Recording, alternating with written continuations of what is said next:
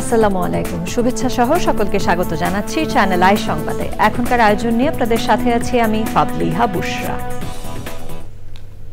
শুরুতে চলুন দেখে নিই ফ্রেশ আটা, ময়দা, সুজি সংবাদ শিরোনামগুলো। গুমের ঘটনায় সাবেক প্রধানমন্ত্রী শেখ হাসিনার সংশ্লিষ্টতা পেয়েছে গুম সংক্রান্ত তদন্ত কমিশন, র্যাবকে বিলুপ্তির সুপারিশ। শহীদ বুদ্ধিজীবী দিবসে জাতির শ্রেষ্ঠ সন্তানদের প্রতি রাষ্ট্রপতি ও প্রধান উপদেষ্টার শ্রদ্ধা নিবেদন, শহীদ পরিবারের সাথে শুভেচ্ছা বিনিময়। ক্ষমতায় গেলে প্রতিবন্ধীদের জন্য অধিদপ্তর প্রতিষ্ঠায় তারেক রহমানের প্রতিশ্রুতি, শিক্ষা ব্যবস্থা, স্বাস্থ্য, ঋণ ও পরিবহন সুবিধা বাড়ানোর অঙ্গীকার। এবং রংপুরের মিঠাপুকুরে বেড়েছে শিক্ষিত তরুণদের করা নার্সারি চারার চাহিদা, সরকারের পৃষ্ঠপোষকতা চান উদ্যোক্তারা।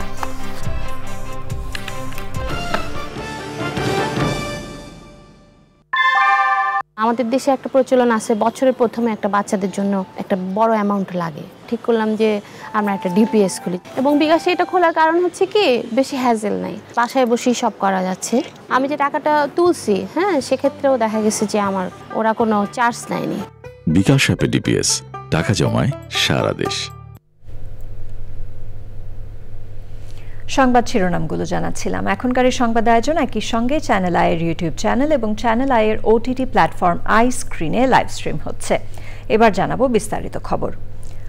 বিগত 16 বছরে গুমের ঘটনায় সাবেক প্রধানমন্ত্রী শেখ হাসিনার সংশ্লিষ্টতা পেয়েছে গুম সংক্রান্ত তদন্ত কমিশন। একই সাথে বাহিনী হিসেবে র্যাবকে বিলুপ্তির সুপারিশও করেছে কমিশন। শনিবার অন্তর্বর্তী সরকারের প্রধান উপদেষ্টা ডক্টর মোহাম্মদ ইউনূসের কাছে প্রথম প্রতিবেদন জমা দিয়ে গুম সংক্রান্ত তদন্ত কমিশন একথা জানায়। অবসরপ্রাপ্ত বিচারপতি মইনুল ইসলাম চৌধুরীর নেতৃত্বে 5 সদস্যের কমিশন রাষ্ট্রীয় অতিথি ভবন যমুনায় সত্যের উন্মোচন শীর্ষক প্রতিবেদনটি ডক্টর ইউনূসের কাছে হস্তান্তর করে।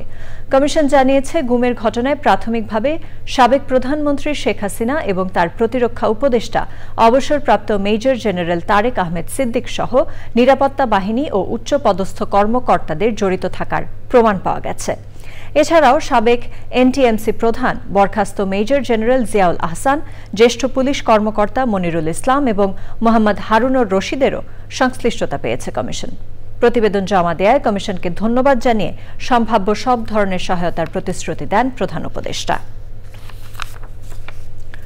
শহীদ বুদ্ধিজীবী দিবসে মিরপুর শহীদ বুদ্ধিজীবী স্মৃতিসৌধে শ্রদ্ধা নিবেদন করেছেন রাষ্ট্রপতি মোহাম্মদ শাহাবুদ্দিন এবং প্রধান উপদেষ্টা ডক্টর মোহাম্মদ ইউনূস। শহীদ পরিবারের সদস্যদের সাথেও শুভেচ্ছা বিনিময় করেন রাষ্ট্রপতি ও প্রধান উপদেষ্টা। চকর মালিথার রিপোর্ট। জাতির সূর্য সন্তানদের প্রতি শ্রদ্ধা জানাতে শনিবার সকালে মিরপুর শহীদ বুদ্ধিজীবী স্মৃতিসৌধে প্রথমে পুষ্পস্তবক অর্পণ করেন রাষ্ট্রপতি মোহাম্মদ শাহাবুদ্দিন। শহীদ বেদিতে তিনি কিছুক্ষণ নীরবে দাঁড়িয়ে থাকেন। এ সময় বিউগলে বেজে ওঠে করুণ সুর।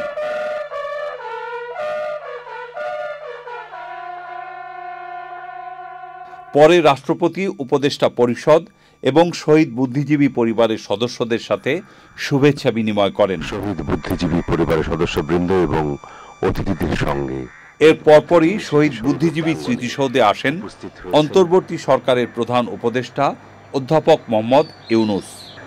শহীদ বুদ্ধিজীবী স্মৃতিসৌধে পুষ্পস্তবক অর্পণ করেন প্রধান উপদেষ্টা। শ্রদ্ধা নিবেদনের পর প্রধান উপদেষ্টা শহীদ বেদিতে নীরবে দাঁড়িয়ে থাকেন কিছুক্ষণ। বিউগলে তখন বেজে ওঠে করুণ সুর।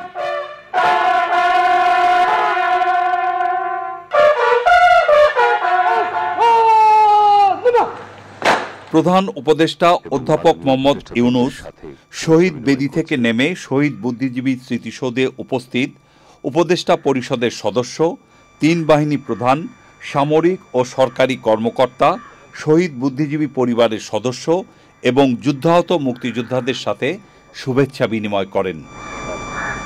চকর মালিথা, চ্যানেল আই, ঢাকা।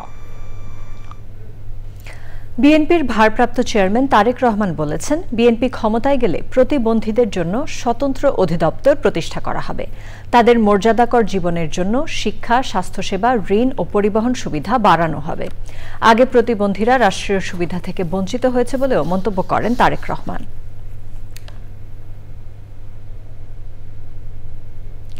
9 বছর আগে রংপুরের মিঠাপুকুরে একদল শিক্ষিত তরুণ কৃষকের ফসল ফলানোর সময় বাঁচাতে এবং ভালো ফলনের নিশ্চয়তা দিতে প্রতিষ্ঠা করেছিলেন আধুনিক নার্সারি।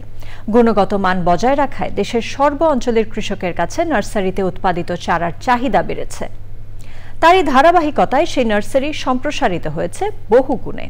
উদ্যোক্তারা বলছেন, সবজি ফসলের আধুনিক নার্সারির জন্য প্রয়োজন সরকারের পৃষ্ঠপোষকতা। বিস্তারিত জানাচ্ছেন শাইখ সিরাজ।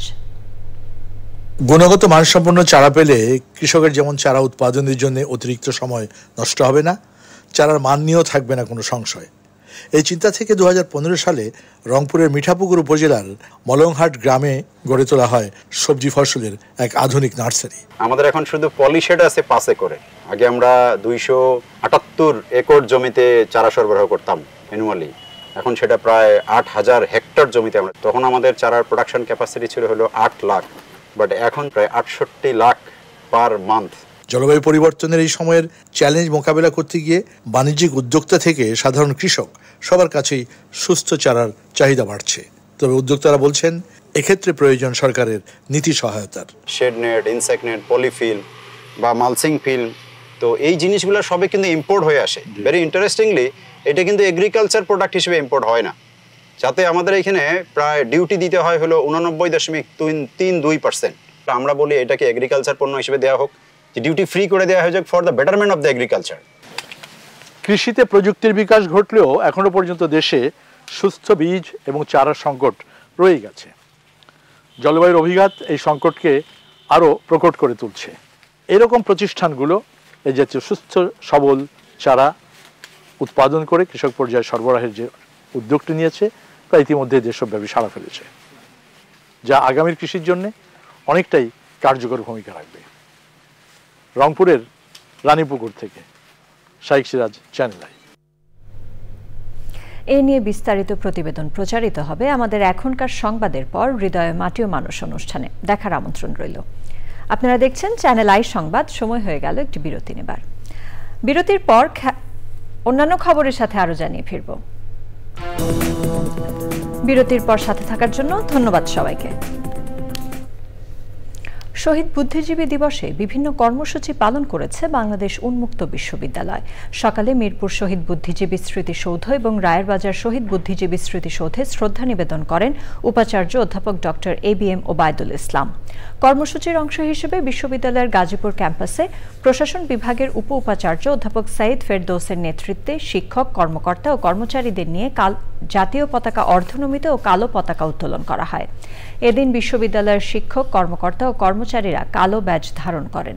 দিবসের তাৎপর্য তুলে ধরে বিভিন্ন ব্যানার প্রদর্শন করা হয়।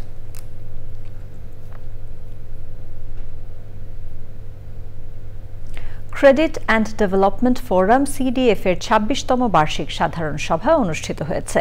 বঙ্গবন্ধু আন্তর্জাতিক সম্মেলন কেন্দ্রে আয়োজিত সভায় CDF এর চেয়ারম্যান মুর্শেদ আলম সরকারের সভাপতিত্বে CDF জেনারেল বডির সদস্যরা উপস্থিত ছিলেন। সভায় 2024-25 সালের বাজেট ও কর্মপরিকল্পনা অনুমোদন করা হয়।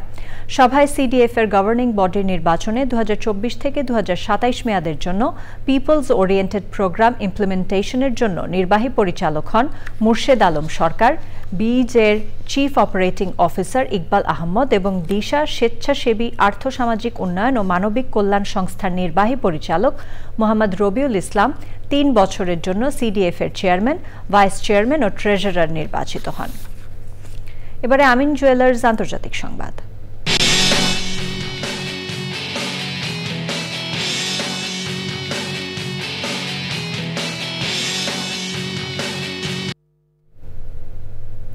সাউথ কোরিয়ায় আকস্মিক সামরিক আইন জারি করাকে কেন্দ্র করে অভিশংসিত হলেন দেশটির প্রেসিডেন্ট ইয়ন সুক ইয়োল। শনিবার ইয়নের বিরুদ্ধে অভিশংসন প্রস্তাবের ভোটে 300 জনের মধ্যে 204 জন আইন প্রণেতা পক্ষে ভোট দেন। এর ফলে ইয়ন প্রেসিডেন্ট পদ থেকে অপসারণ ও প্রধানমন্ত্রী হান ডাক সু ভারপ্রাপ্ত প্রেসিডেন্ট হিসেবে দায়িত্ব পালন করার কথা। এ বিষয়ে সাউথ কোরিয়ার সাংবিধানিক আদালত পার্লামেন্টের ভোটের বিষয়ে সিদ্ধান্ত জানাবেন। ইয়নের ভাগ্য নির্ধারণের জন্য আদালতের হাতে 180 দিন সময় আছে। দেশে সামরিক আইন জারির কারণে দ্বিতীয়বারের মতো অভিশংসন ভোটের মুখোমুখি হন সাউথ কোরিয়ার এই প্রেসিডেন্ট। ইয়নের রক্ষণশীল দল পিপলস পাওয়ার পার্টি প্রথম অভিশংসন ভোট বয়কট করে। ৩রা ডিসেম্বর সামরিক শাসন জারির সিদ্ধান্ত নেয়ার ৬ ঘণ্টার মধ্যেই প্রবল বিরোধিতার মুখে প্রেসিডেন্ট ইয়ন সেটি প্রত্যাহারে বাধ্য হন। এবার জানাবো কৃষি সংবাদ।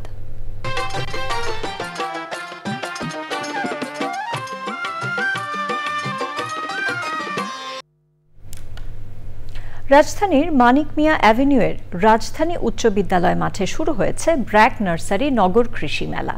১৯ ডিসেম্বর পর্যন্ত চলবে মেলা। ছাদ কৃষির প্রয়োজনীয় সব উপকরণ রয়েছে মেলায়। উদ্বোধন করেন শেরে বাংলা কৃষি বিশ্ববিদ্যালয়ের উপাচার্য অধ্যাপক ডক্টর আব্দুল লতিফ। তিনি বলেন, রাজধানীতে এ আয়োজন মানুষকে ভবনের ছাদে কৃষি কাজ করতে উৎসাহিত করবে এবং নিরাপদ খাদ্য নিশ্চিত করতে অবদান রাখবে। নিরাপদ খাদ্য ও পরিবেশের টেকসই উন্নয়ন প্রয়োজন নগর কৃষির সুরক্ষিত সম্প্রসারণ প্রতিপাদ্যে শুরু হওয়া মেলায় রয়েছে ৮০টি স্টল।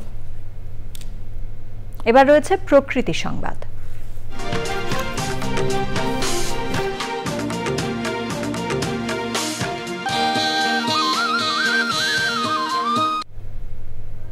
চুয়াডাঙ্গায় আজ দেশের সর্বনিম্ন তাপমাত্রা ৮.৭ ডিগ্রি সেলসিয়াস রেকর্ড করা হয়েছে। এ নিয়ে ১২ ও ১৪ ডিসেম্বর দুদিন এই জেলায় দেশের সর্বনিম্ন তাপমাত্রা রেকর্ডের তথ্য জানিয়েছে স্থানীয় আবহাওয়া অফিস। ভোরে বাতাসের আর্দ্রতা ছিল ৯৭%। তাপমাত্রা আরও কমে যাওয়ার পূর্বাভাস দিয়েছেন চুয়াডাঙ্গা প্রথম শ্রেণীর আবহাওয়া পর্যবেক্ষণাগারের ভারপ্রাপ্ত কর্মকর্তা জামিনুর রহমান। তিনি জানান, শীত ও কুয়াশা কয়েকদিন অব্যাহত থাকবে। আগামী সপ্তাহ থেকে শীতের প্রকোপ আরও বেশি হবে বলে তিনি জানান। এদিকে তীব্র শীতে বিপর্যস্ত জনজীবন, দুর্ভোগ বাড়ছে খেটে খাওয়া মানুষের। এক্সিম ব্যাংক বাণিজ্য সংবাদ।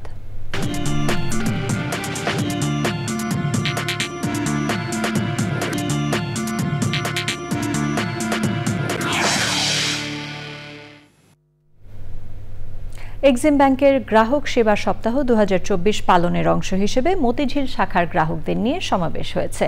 সমাবেশে ছিলেন ব্যাংকের চেয়ারম্যান মোহাম্মদ নজরুল ইসলাম স্বপন। সে সময় চেয়ারম্যান বলেন, সব প্রতিকূলতা কাটিয়ে গ্রাহকদের আস্থার জায়গায় পরিণত হয়েছে এক্সিম ব্যাংক। আধুনিক এবং প্রযুক্তি নির্ভর ব্যাংকিং সেবাকে জনগণের দোরগোড়ায় পৌঁছে দিতে কাজ করে যাচ্ছে ব্যাংকটি। সমাবেশে গ্রাহকরা এক্সিম ব্যাংকের সেবায় সন্তোষ প্রকাশ করেন। আবারও সময় হয়ে গেল একটি বিরতি নেবার।